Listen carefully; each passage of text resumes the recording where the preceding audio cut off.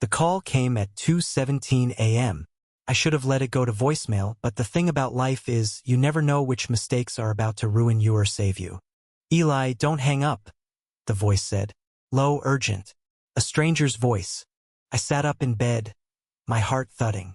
My apartment was silent except for the faint hum of the refrigerator down the hall. Outside, the city was asleep under a February frost. I didn't know this man, yet there was something in his tone like he already knew me, like he had been waiting for me. Who is this? I asked. There was a pause. You don't have time to ask that. Someone's coming for you, and if you want to make it out alive, you're going to need my help. I should have laughed. I should have hung up. Instead, I found myself pulling on jeans and a sweater, my bare feet hitting the cold hardwood floor. I didn't know it yet, but this was how I met Noah. And Noah was about to blow my life apart. When I opened my door, he was already there, leaning against the wall, wearing a leather jacket, hair damp from snow. His eyes warm brown. Steady met mine with a mix of relief and something else I couldn't name. Eli, he said quietly, like we were already on a first-name basis. We have to move. The first hour with Noah felt like a fever dream. He led me down side streets, through back alleys slick with ice, always glancing over his shoulder. I kept asking questions: who was after me, why me, what the hell was going on, but he gave me only fragments. Words like evidence and wrong place, wrong time. By dawn, we were holed up in a shuttered bookstore in the East Village. Noah handed me a steaming paper cup of coffee and finally met my gaze. I didn't want you in this, he said. But once you picked up that call, there was no way back. I wanted to be angry. I wanted to demand the truth. Instead, I found myself noticing the way his breath curled in the air, the faint tremor in his hands as he sipped his own coffee. Something in me softened. Danger or not, this man was carrying more weight than he let on. Over the next 3 days, we became unwilling partners. We hid in safe houses, swapped burner phones, and pieced together a puzzle that made less sense the more we learned. Every night, exhaustion pulled us to the same couch or mattress, shoulders brushing in the dark. Neither of us spoke about it, but the air between us was alive, charged with something fragile, impossible to ignore. One night, rain hammered against the windows of the tiny apartment where we were hiding. I woke to find Noah sitting at the kitchen table, head in his hands.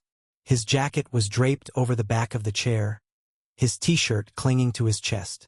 You should sleep, I whispered. He looked up, and in that moment the walls fell. I can't, he said. If I close my eyes, I see what they did. And I can't lose you too. I didn't think. I just walked over and wrapped my arms around him.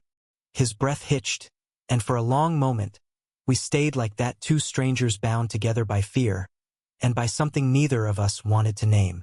The next day, everything went to hell.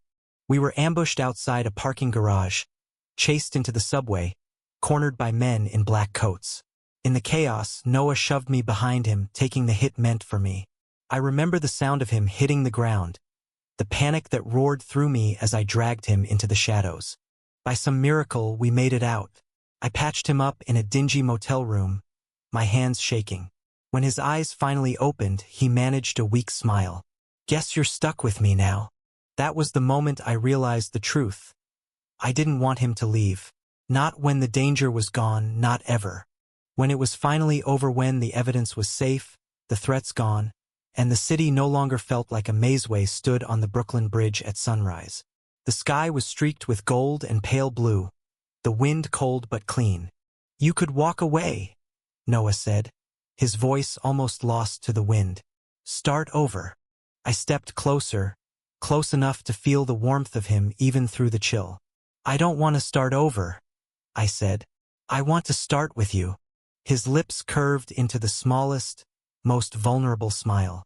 And then he kissed Meslo, certain, like we had both been waiting since that first phone call. The city roared awake beneath us, but in that moment, it was just us. No more running, no more shadows. Just two men, and a love that had survived the fire. I never asked what would have happened if I'd ignored that late-night call.